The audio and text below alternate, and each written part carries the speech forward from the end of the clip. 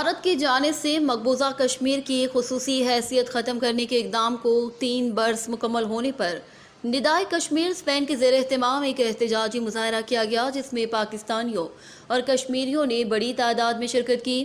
ندائے Kashmir Spain کے صدر راجہ مختار سونی، senior Kashmiri رہنماؤں ملک شریف، راجہ شفیق تبسم، پاکستان تحریک انصاف اسپین کے صدر شیراز بھٹی، مسلم لیگ نون اسپین کے صدر راجہ حاجی اسد حسین، سینئر سماجی رہنما افضال احمد بیدار اور دیگر رہنماؤں نے خطاب کیا۔ تقریب کا آغاز قاری عبدالرحمن کی تلاوت اور نعت رسول مقبول صلی اللہ علیہ وآلہ وسلم سے ہوا۔ اس موقع پر مظاہرین نے بھارتی قبضے کے خلاف نعرے بازی کی اور کشمیر بنے گا پاکستان کے نعرے لگائے۔ مقررین نے اپنے خطاب میں کہا کہ بھارتی ظلم و بربریت سے دنیا نے آنکھیں بند کی ہوئی ہیں، انسانیت سسک رہی ہے اور انسانی حقوق کی خلاف ورزیاں روزمرہ کا معمول بن چکی ہیں۔